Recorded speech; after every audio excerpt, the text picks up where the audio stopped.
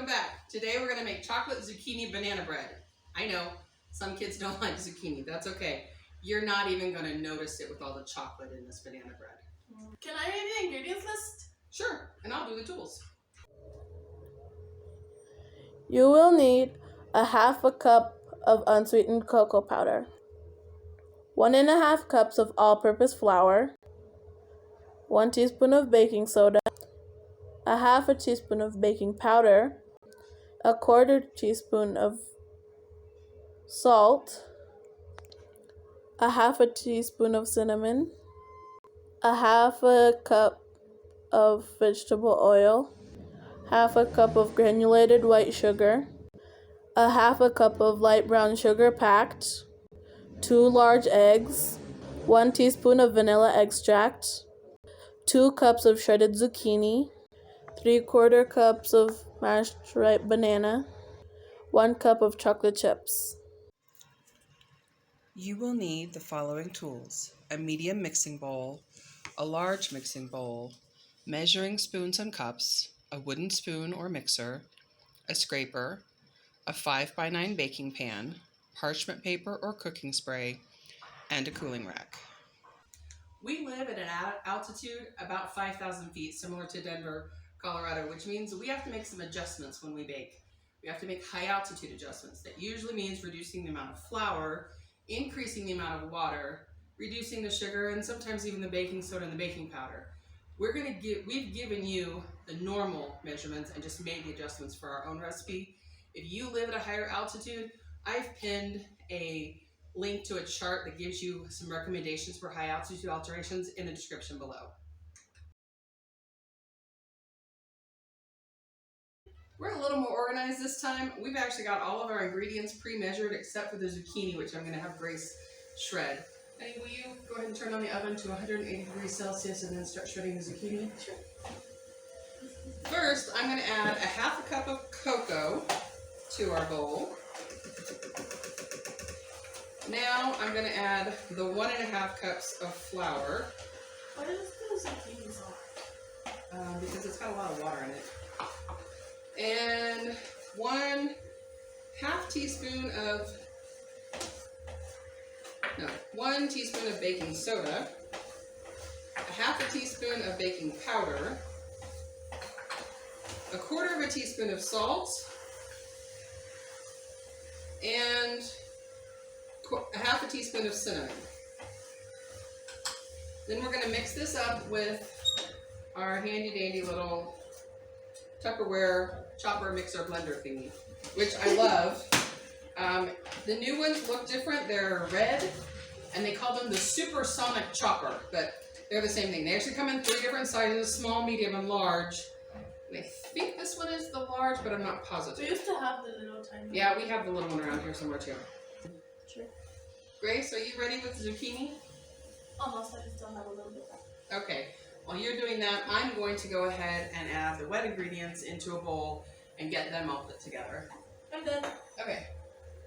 So we're going to start with our half a cup of oil. Oh, by the way, I have one piece of advice. Be careful when you're using yours. I hurt myself.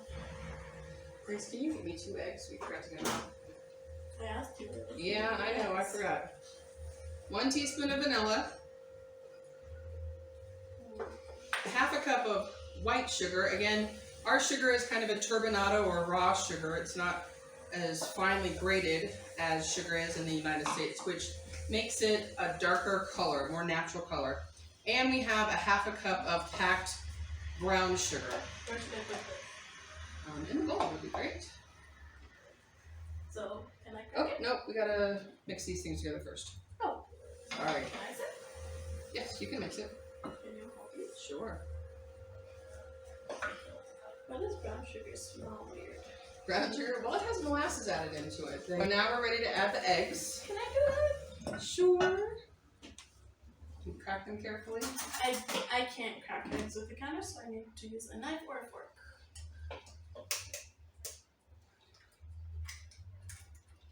Okay, you can put them in our bowl. Yeah, I didn't get any eggshelling. Yeah, let's not do that. Wait, It's okay. there's a piece of eggshell. Don't drop it. Did it get in there? 2 pieces actually. Okay, can you use the knife to get them back out? Put those in the trash can.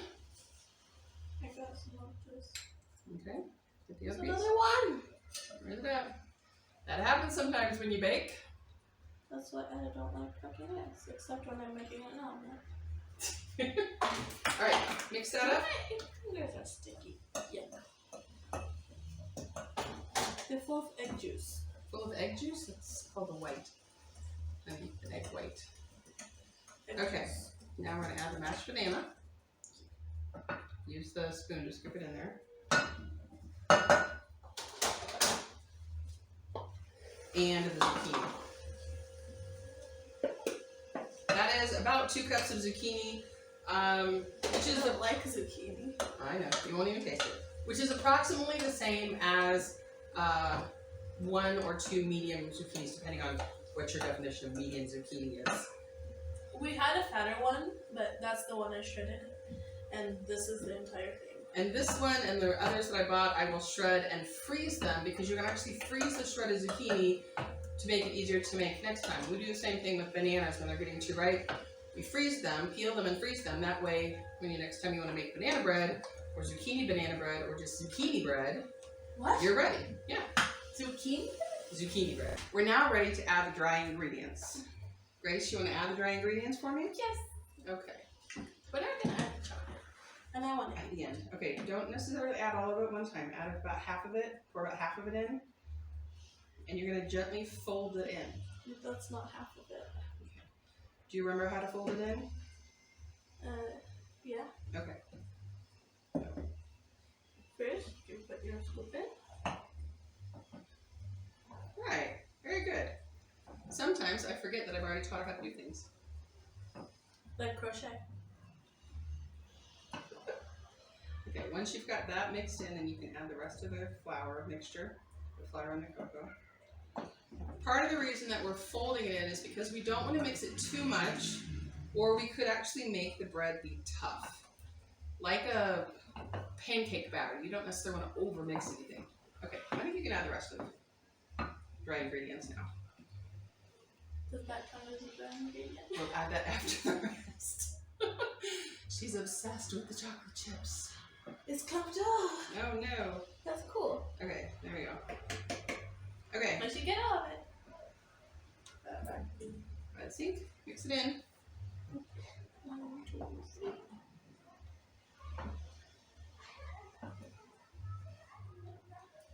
While she's mixing, we'll take a minute to talk about kitchen safety.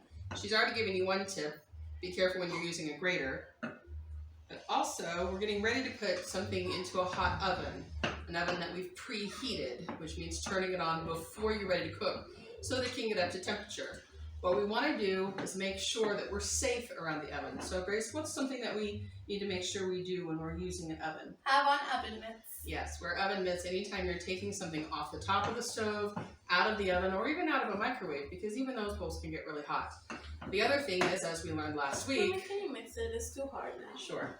As we learned last week, we should probably not touch the front of this oven with our fingers or our faces, because Joshua last week managed to get a very small burn right there on his forehead when he leaned his forehead against the oven. Right, it looks like we are ready to pour it into the pan. Can I pour it in? Sure. Yeah. Pour it carefully into the pan. Try not to drip on the edges. Now, we have some very old baking pans that, if in this size, 5 by 9, that I don't really want to put food directly into the pan. Yes, directly into the pan. They're just old. They're not in great condition. If you have non-stick pans that are in good condition, or hand spray, you don't have to use parchment paper. I like using parchment paper because it means that I can very easily lift my bread out of a pan. And you can also waste your parchment paper. Thanks, Grace. Goodness gracious. So we have parchment paper in our pan because our pan is not... It smells delicious, but I still can smell the zucchini. Well, once it's done, it'll smell even better. Can you help me get the rest of it out? I'll take care of that. Look at that one. It's not mixed in. Nope. I can eat it. So we're going to use the scraper to clean off the spoon. And in East Africa, if you speak Swahili, this wooden spoon is called a mwiko. Mwiko. And it is the spoon that is used to make ugali. I'm going to put this in the oven now. Always wear your oven mitt. Yes, and not steady.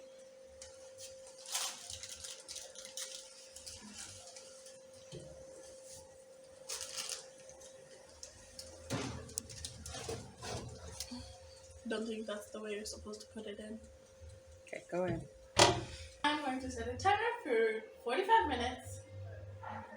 And like and subscribe. Click that notification bell to see when we upload videos every single Friday. And we'll be back in 45 minutes to check on the bread. So the timer has just gone off on the oven, 45 minutes. We're going to take this out and take a look at it. Delicious. Wonderful. I know it looks burnt, but it's just the chocolate. Okay, it's almost done. See, it's a little bit squishy there still. Mm-hmm. So we have to cook it a little bit longer, but I've turned the oven down just a little bit so that the top doesn't get any browner than it already is. That is an oven that is a problem that we have occasionally had trying to cook here. It's one reason why I tell my kids that cooking is always an experiment. It's science. Because sometimes, doesn't matter what you do, the experiment will fail. In this case, looks like we may have cake that's a little bit crispier on the outside, or bread that's a little bit crispier on the outside than my kids would like, but they can always cut off the crust and the rest of it will be fine. So we'll be back. I think the crust is actually chocolate. Okay, whatever. We'll be back when the bread is ready so that we can show you how it looks and do a little taste test.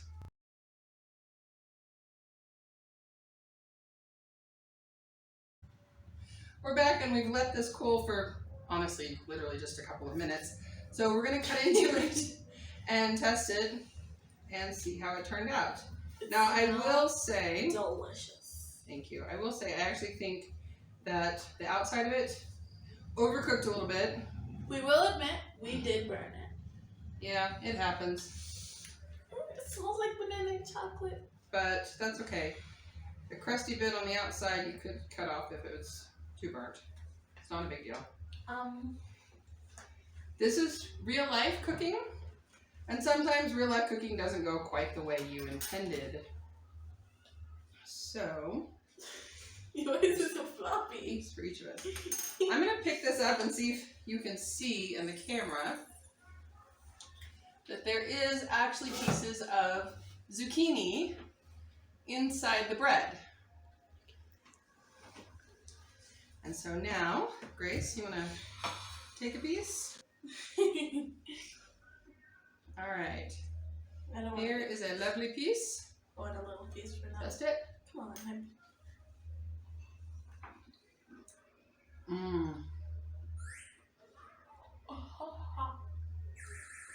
It's really good. You can taste a little bit of the banana in there, but it's so chocolatey and wonderful. I really don't taste the zucchini. And I actually like the taste of zucchini, so it doesn't bother me. Smells so good. It just smells like rich chocolate, beautiful, wonderful flavor, and I wish you could smell it. But the recipe is in the link down below. So is the altitude adjustment, and actually another banana bread recipe that already has the altitude adjustments for that specific recipe is in the link down below. We hope that you enjoyed, and we'll see you next time. Bye!